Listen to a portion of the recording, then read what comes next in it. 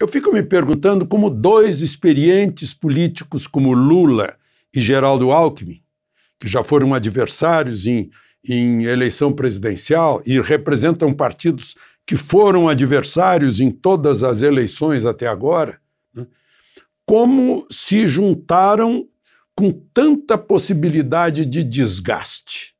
Vejam só, agora o ex-presidente do PT, que foi o coordenador da campanha de Lula, da campanha de Dilma, Rui Falcão, deputado federal, dá uma entrevista no Estadão dizendo que Lula não precisa da muleta que se chama Geraldo Alckmin.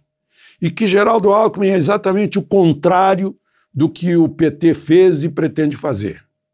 E que o Geraldo Alckmin, na campanha de Lula, seria a negação da campanha.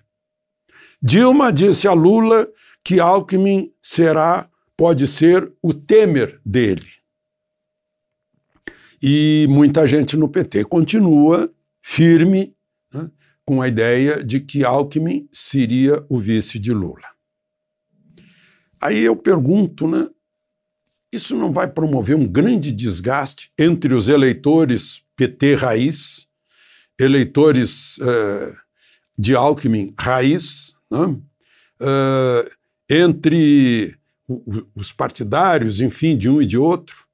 Não vai promover um grande desgaste? Por outro lado, Alckmin está deixando de ser um candidato com grandes probabilidades de vitória ao governo de São Paulo para ser vice de Lula, né? E Lula está entrando nesse desgaste. Por quê, né? Será que Alckmin seria um cavalo de Troia para enfraquecer a candidatura de Lula? Seria um kamikaze por conta própria para enfraquecer Lula e, enfim, se vingar da derrota que teve na eleição presidencial? A gente não sabe, porque é tão fora de propósito essa união que a gente fica sem entender. Por outro lado, tem dois candidatos aí que todo mundo vê que não tem muito futuro, né?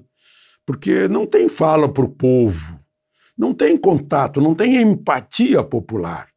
Sérgio Moro disse numa entrevista em rádio que é mentira que ele vá ser candidato ao Senado pelo Paraná. Ou seja, ele está confirmando, ele está acreditando na candidatura dele, né? Mas o fato de fazer esse desmentido, de certa forma, é uma confissão lá do seu inconsciente que, no fundo, né, está percebendo, né? A mesma coisa é uma entrevista concedida por Gilberto Kassab, que é o chefe do PSD, para o Correio Brasilense, dizendo que a candidatura de Rodrigo Pacheco, presidente do Senado, que foi lançada no Memorial JK com toda a pompa, como se Rodrigo Pacheco fosse um novo Juscelino, Gilberto Kassab diz: a candidatura Pacheco vai até o fim.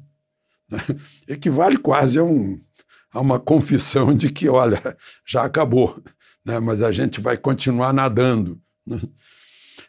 Então são essas coisas. Eu já falei aqui sobre as pessoas que querem se enganar, né, e que não têm apelo popular, né? É um pouco dessa história de terceira via, quando todo mundo sabe que está simplesmente polarizado, né? E não tem jeito, né? Bom, queria falar sobre a vacina e esse acontecimento lá na Paraíba, na região metropolitana de João Pessoa, num município chamado Lucena, né? Deve ser homenagem a um político de lá, um ex-político, esse sobrenome, imagino, né? Mas num assentamento de reforma agrária, uma agente comunitária de saúde e uma auxiliar de enfermagem, técnica de enfermagem, da prefeitura municipal, simplesmente foram ministrando vacina para quem estivesse na fila, inclusive as crianças que foram trazidas pelas mães. No dia 29 de dezembro, não estava nem autorizado, depois dias 7 e 11 de janeiro. Segundo o depoimento ao Ministério Público Federal, dado ontem pela técnica de enfermagem.